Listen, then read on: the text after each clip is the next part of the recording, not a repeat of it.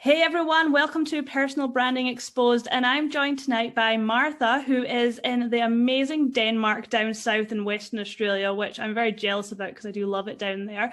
She's originally from Canada, so kind of a accent that I'm familiar with since I am married to a Canadian now as well. And You are? I am, yes, as of during COVID that happened. Congratulations. We just like to confuse people with my Scottish accent, his Canadian accent, wandering around in Western Australia. Yeah. Keep people on their toes. Totally. But it's about you, Martha. Let me introduce you. So Martha is one of the founders and co-owners of Word Candy. And basically her job is to bring your copy to life. So we're going to be talking a lot about how important copy is for your personal brand so that you've got the right message, the right tone, etc. But before we get into that, we're going to find out a little bit more about Martha and how she ended up writing in the first place.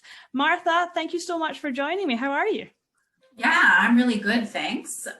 Thank you for having me. No worries. Martha, you were in education for a number of years before you started your own business. But if I take you all the way back to when you were in education, what did you want to be when you grew up? A girl detective. And it turned out like I'm not amazing with detail, like when it comes to solving crimes. And also I'm afraid of a lot of scary things. So I had to like shelve those plans to become a girl detective. And then like when I got through uni, I did an English degree. So, recruiters were just banging down the door. And my mom was a principal. And so I was like, well, I'm definitely not going to do that. And then I kind of realized after I finished uni, like, oh, I do actually really like kids and I really like teaching. So I got, into education and I taught year 7 in Canada. And then I moved to Australia and then I had a hiatus. Do you want to hear the whole story? Yeah. I want to know everything. Yeah. So I had a hiatus from teaching and I was a training and development manager at a not-for-profit. So that was a lot of still teaching, right? I was teaching volunteer involving organizations how to best manage their volunteers and how to recruit and retain them. And I finished with that and I started, I owned a tutoring center, which was a franchise business, which was really interesting. And perfect for me because like finances, and if you follow me on Instagram, you'll realize that finances are not my jam. So it was nice to have like somebody in like head office doing all the boring stuff and then I could do like the good stuff. Went back to teaching for 5 years and then beginning of last year, I realized I really needed a change. Teaching can be a really hard place to be. And also just my school was 70 kilometers away from my house. And my husband is the only paramedic in like a wide geographic area. So it was just getting too hard to get to work and get back. And we have 2 kids, like 2 pretty small kids, and trying to manage all of that. I just thought I don't think this is supposed to be so hard. So I tried to look into what else I can do. And here we are. That's a massive commute, 140-kilometer round trip every day. It was not great. Like my podcast consumption was through the roof, which was really good. But no, it's too much. And like, you're just sitting, not doing anything for all that time. Yeah. And things go by the wayside, right? Like you don't have time to exercise or you have to sacrifice like cooking the type of food that you want to cook for the family or whatever it is. And it just wasn't working. Yeah, it is a massive part of your day if you have to commute that kind of distance. And I mean, you've got to be really passionate about what you're doing in order to do that or be able to fill that time. Podcasts are brilliant, obviously. We love a good podcast. But but you would have been on the road. That's an extra sort of 10, 15 hours a week on the road. And don't get me wrong, I think it's gorgeous down in Denmark. But that's because I do it, every quarter. I don't do it every day. So yeah, and it was like a pretty drive. And I used to say to myself, well, like people in like the real world, I like to refer to the real world and then like Denmark, But people in the real world commute for 45 minutes, and that's just like what you have to do. But I don't have to do that. So I've managed to kind of start something where my commute is like from here to there. And do I make time to exercise? Maybe. I don't know. Sometimes. But now you can, and when you don't, you know it's your fault, not the commute's fault. Exactly. Now, education has obviously been a massive part of your career, and even when you were at the not-for-profit, you were still teaching. Yeah. Is there a teaching component to your business, as well as, is it done for you where you're writing copy, or are you teaching people how to actually do their own copy as well? So when it comes to copy, we write done for you copy for our clients. But where the teaching comes in is I do some training events where I talk about, social media, or how to use Facebook, or how to improve your SEO on your website. And because we do more than copywriting. Copywriting is, our first love, but we offer the full suite of digital marketing services. So I've gone out to lots of different organizations and had a chat about social media or SEO or finding your tone of voice and that kind of thing. And then I've also actually done a bit of training for organizations in like appropriate workplace communication. So like, don't use the eggplant emoji is like rule number 1. So that sort of teaching is a really big part of it. And then I also like to use my Instagram page as a way to help people who maybe are, closer to the beginning of their business journey and maybe don't have the budget to hire a digital marketer. I like to try and help them and support them to do things on their own. Yeah, your reels are really good. I do have a good giggle when I come across one of your reels. I normally stop and actually turn on the sound because they're normally worth it. In a sea of in a sea of so much of the same, yours do stand out. And I think that that's really important because obviously personal branding is my jam. That's what I love. So when I see someone interesting, and that's why I reached out to you and we started talking in the first place, because you've really cultivated an amazing personal brand online as well, and that's not an easy thing to do because it's very vulnerable. You're putting yourself out there, and you won't be everyone's cup of tea, and that's hard to sometimes accept. So I love it. My dogs. I can hear your dogs. That's fine. They can join the show too. Oh my god, no, they get enough play on Instagram stories. Thank you for saying all that. That makes me feel really good. Thank you so much. I also love the fact that some of your teachings and what you're discussing with corporates is the fact that emojis aren't really acceptable. When I started working, or even when I was in university, we didn't have emojis. I can't remember when emojis came in. So the fact that is part of the workplace now is incredible.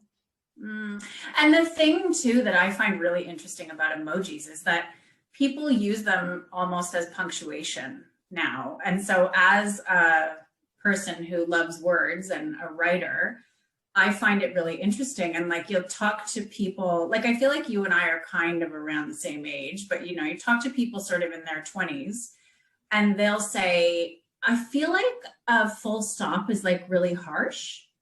And so I'll use an emoji instead. And it's no, a full stop is just part of this world. It's a really good tool for clear communication. But so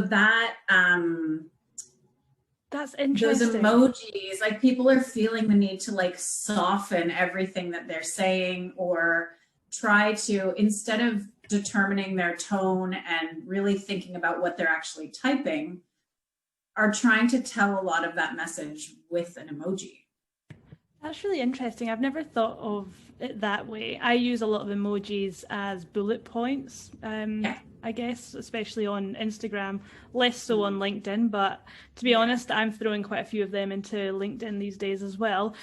But I've never thought of it instead of punctuation, or especially not instead of a full stop. But yeah, so at the end of a sentence in an Instagram caption, instead, you might have two sentences in a row and you might have a full stop. And then at the end, you'll put like a star or like a high 10, or, it's that kind of, I'm trying to give you the essence of what this sentence is.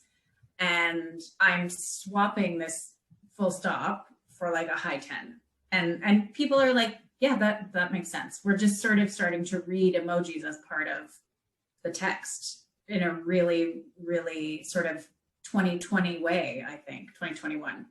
I remember years ago, there was the story of the student that's handed in an essay that was all in text.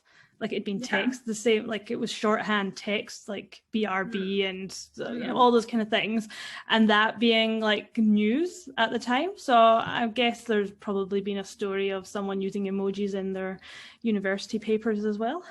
Oh yeah, and look, people have done PhDs on emojis and the way that they're used, and that story about the person submitting an essay that was all written in sort of like text language brings up a really interesting point about like what is acceptable English, right?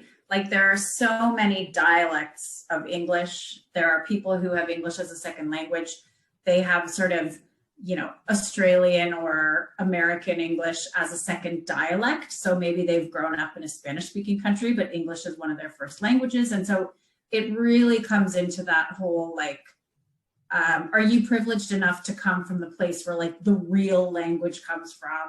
And have you grown up in an environment where like that acceptable language is used? And that kind of, question, I think, has really kind of been plaguing me lately, because I'm a real grammar and punctuation obsessive. And I've kind of realized like, wow, that's actually like pretty judgmental, because if someone is using, incorrect punctuation and grammar, like it's not necessarily because they're lazy. Like it could be because they don't know, and they haven't grown up where there's a good school system, and they haven't grown up with parents who sit down and help them with their homework and all that sort of stuff. So it's actually, this realization has actually made me a lot less like angry when I like am on Facebook and I see the way people write.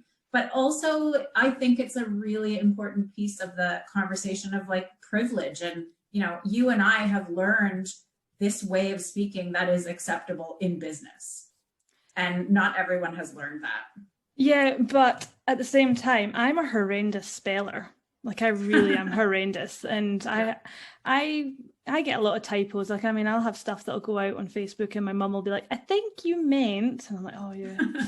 I'm not the best speller, and English was not my favorite subject by any stretch.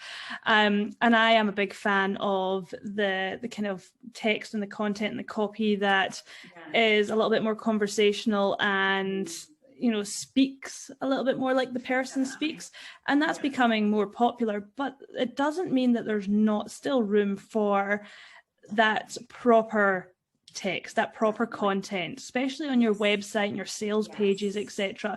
And that's where someone like you comes in, Martha, because that's I can write how I talk all day every day, because I just blurt it out. I think my phone could probably do it for me. But when it comes to a sales page and trying to get the right words in, and you talked about SEO earlier on as well, there's one thing to write good copy that reads well, but it's another thing to write good copy that the computer also reads well. And I think that's a real skill. Yeah, listen, I wasn't saying we should throw the rules out. I love the rules. It has just made me a little bit more like chill about like being a jerk about it. I think that's great though, because we still need people like you that are still a kind of stickler for the rules, and to a certain extent, because you're keeping the rules alive, because people like me would be putting emojis instead of full stops and left and right. So, but that the idea or the concept of writing, and at the moment Google is prioritizing content that reads naturally and is helpful to users, right? But you also have to keep in mind that you are writing for Google as well. So that's the kind of tricky thing when, when people are like, oh, I've come up with like these really great headings and, this really great tagline and all that. And it's like, cool. Like, we really understand like the essence of what you're trying to say, but is it, going to catch someone's attention in the first 2 seconds? And is it going to be sort of something that an algorithm basically can understand? Yeah. And so being able to like marry those two things together can help a lot when it comes to your website, definitely. I use that kind of add-on that you get for your WordPress, SEO Yoast, Yoast or whatever it's called. And I think it's Yoast. It's Yoast. We'll go with Yoast. Yeah, and right. I like when it gives me the green ticks, and I get really upset when I get the red frowny face. Yeah. I mean, that's the point, right? Like, we are so rewarded by like any affirmation. Oh, I know. The gamification is unreal, like in everything that we do. But there's more emojis that I am, that are ruling my life. And when I put a piece of content up, I'm going, come on, green faces, green smiley faces. So yeah. Tell me, how did you get into that style of writing? Because obviously when you're teaching English to students, it's completely different to writing for business and writing online and for SEO and all of those things. How did you get into that, and what was the interest that spurred that on in the first place? Well, I've always been very good at writing, and I've sort of managed to write in like all the different jobs that I've had, and kind of understand the fact that there are different ways of writing for different occasions. And, as far back as uni, like if you're writing a literary essay or like a research paper, there's different ways of writing those. And there are formula that you need to use, right? So when I started to think about becoming a copywriter, it's like being a copywriter has been something that I feel like has been in the background and on the back burner for me for years, because I've always appreciated, really clever use of words and all that sort of stuff. But I had this friend who has been a copywriter for 20 years, and she emailed me about like a social event. And then I emailed her and I was like, can I be a copywriter? And she's like, yeah, anyone can be a copywriter.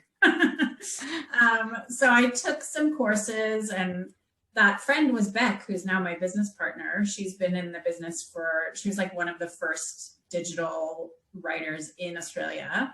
And she's just been tapping away behind her computer for 20 years. She lives down here in Denmark, but most of her clients are over East. And we started getting together on Wednesdays, which was my day off from teaching last year. And she was so generous with her time, and like would sit with me and sort of explain what her day was like and what she was up to. And she actually shared with me some of the briefs that she'd gotten from clients. And she was like, why don't you have a go at writing this? And like, I'll give you some feedback. And I took some courses as well. And I got some really good feedback from the course, but also just like the feedback from Beck really made me kind of realize like, oh, I can totally do this. So she and I started Word Candy, and I started doing Instagram stuff, and she's been in the business for so long that she never markets herself at all. All of her business comes through word of mouth. And she's like, that's like really cute, but like, why are you doing it? And I was like, what else would you suggest I do, Grandma?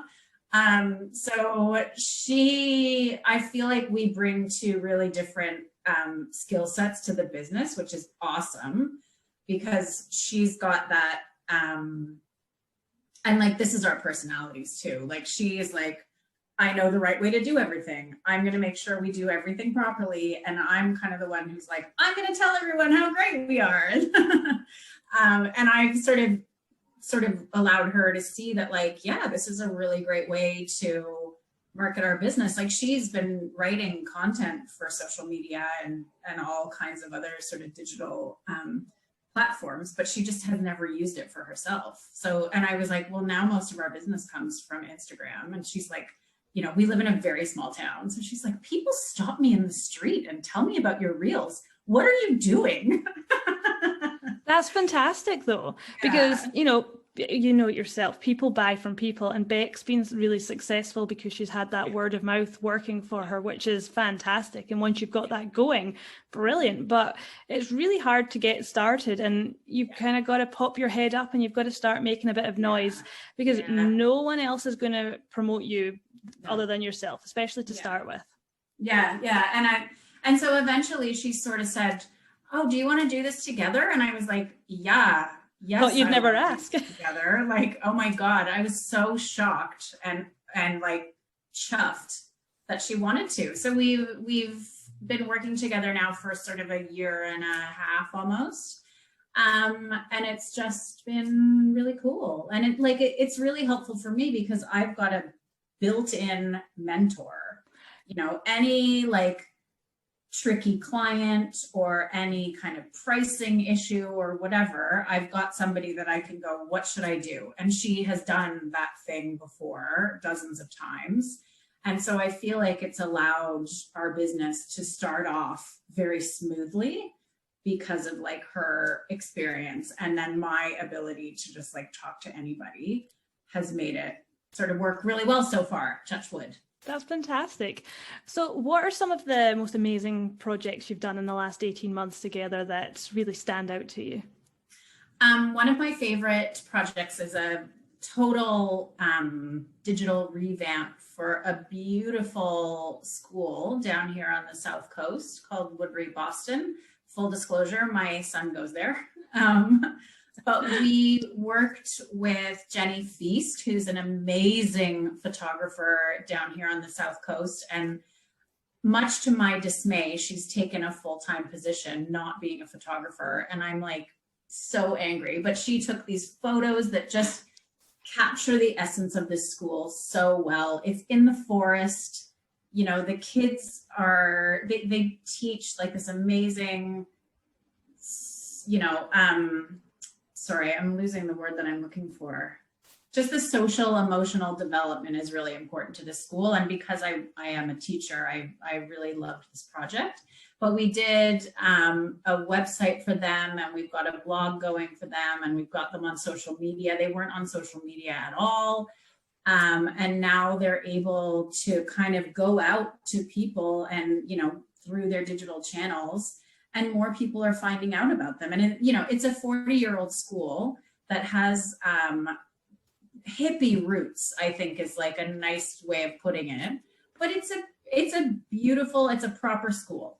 And I think a lot of people in this area don't know that. They know about it, but they kind of haven't realized how far it's come. So that project has really allowed them to get in front of people that are interested in that kind of really inclusive, warm, kind education. Another project that I just really, really loved was we did a website for Albany Farm Fresh eggs. And that was really fun because I love like egg puns, and also the pictures of the chickens were like just the best. So we did just a little, you know, 4-page site for them, but the copy was so much fun to write, and the photos just like really popped. So they've been able to kind of take up that real estate and actually tell people what they're doing, you know, in a way that when people are looking for them, there's actually something to look for. So those, I think the ones that make the most difference to me are those ones that don't have a website or don't have a social media platform. And they're like, we have all these things that we know about our business that we're not telling anybody. And like, that's all that people want these days, right? Like they want to know the backstory of this business, and they want to see like the like little redheaded daughter cuddling a chicken. Like, come on. Oh yeah, we're just we crave anything human. I think considering what a digital world we live in now, any kind of like a little bit of humanization, just kind of, we're like, yep, sign me up, need that. I think it's so important, which is, and like sometimes you even feel like, did a person even write this? And so like when there's an egg pun in there, you're like, I know a person like this and I like that person. Oh, look, you had me at egg pun. I used to work with WA Farmers, and I had trails and trails of emails in the office that we used to have that were egg pun after egg pun. So yeah, you had me at that. good. So what a cracker. Oh, stop yoking around.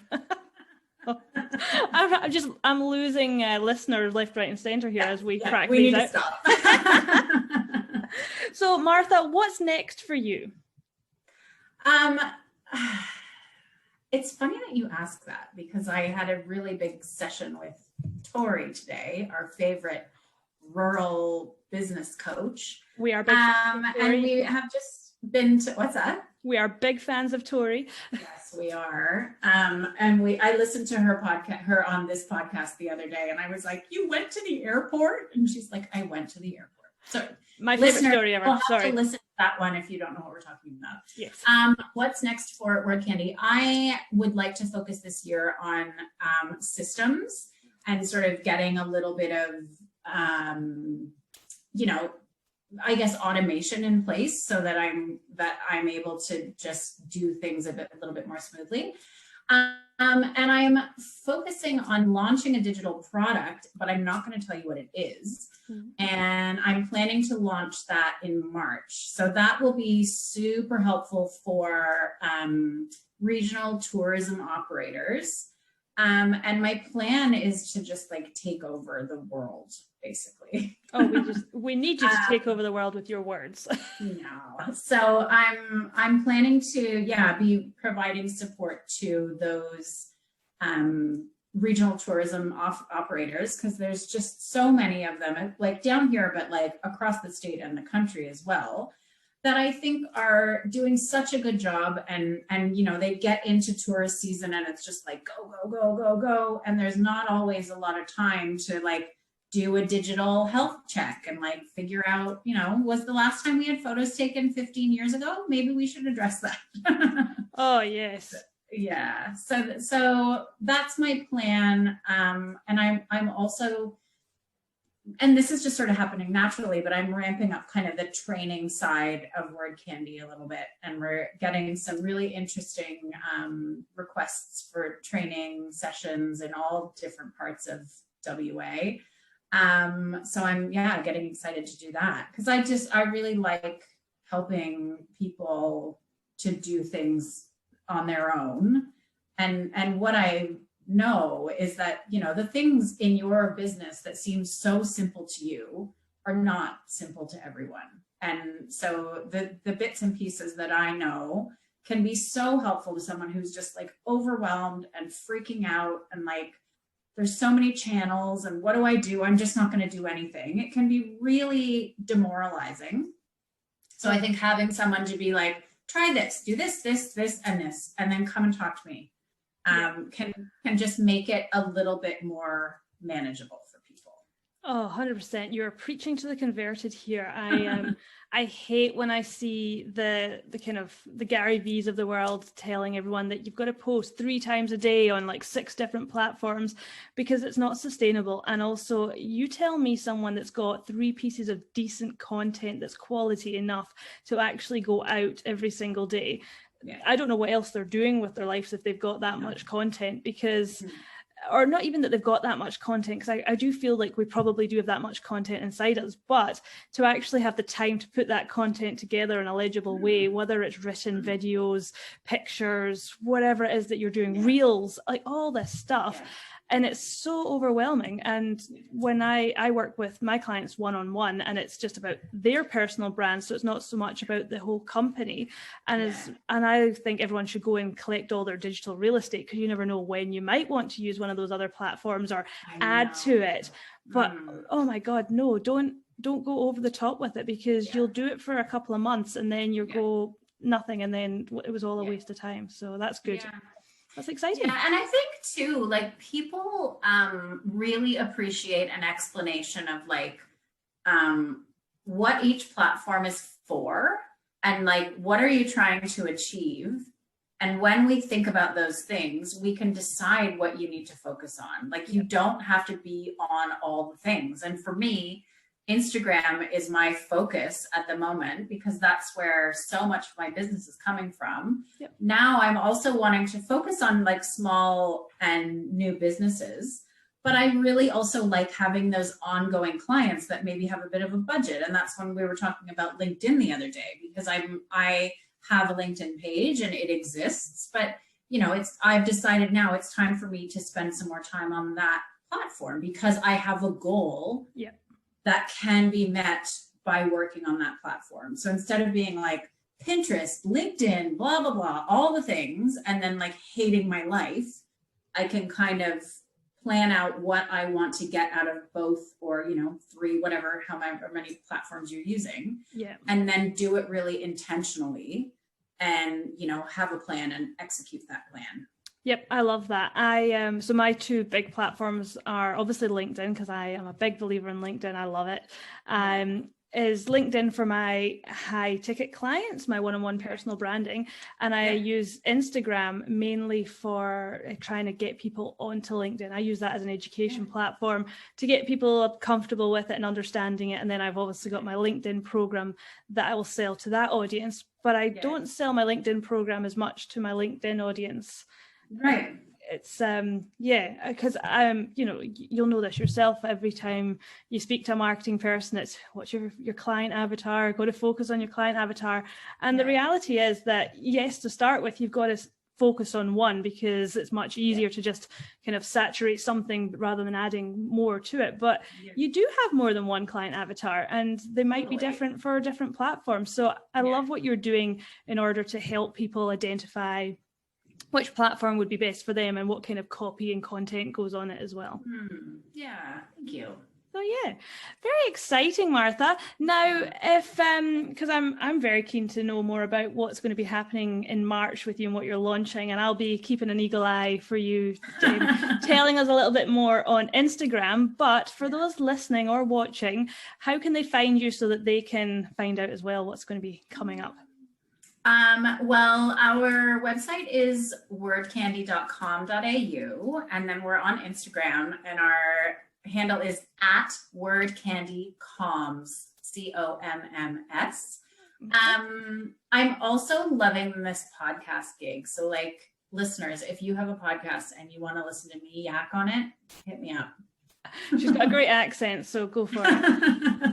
I wonder sometimes if that's the only reason people listen.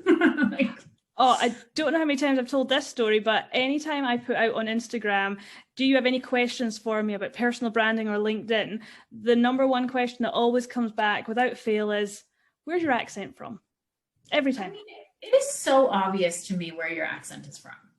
Like, it just, I don't know. I don't feel like I'm like an accent whisperer, but it is clear to me where your accent is from. I do get Irish most of the time, and I've had Canadian a few times as well. So. Well, that's funny because I get asked if I'm Irish a lot. I think it's because I'm just going to say it. It's because we pronounce our R's. Yeah, I think so. Don't just pretend that it's a letter that doesn't exist. Martha, this has been so much fun. Thank you so much. I'm going to put your links into the show notes, and everyone who's listening can obviously Google you and find you as well. And look out for Martha on LinkedIn as well, because I'm going to be pestering her until she gets on there as well. Thanks so much, Martha. Thanks, Megan.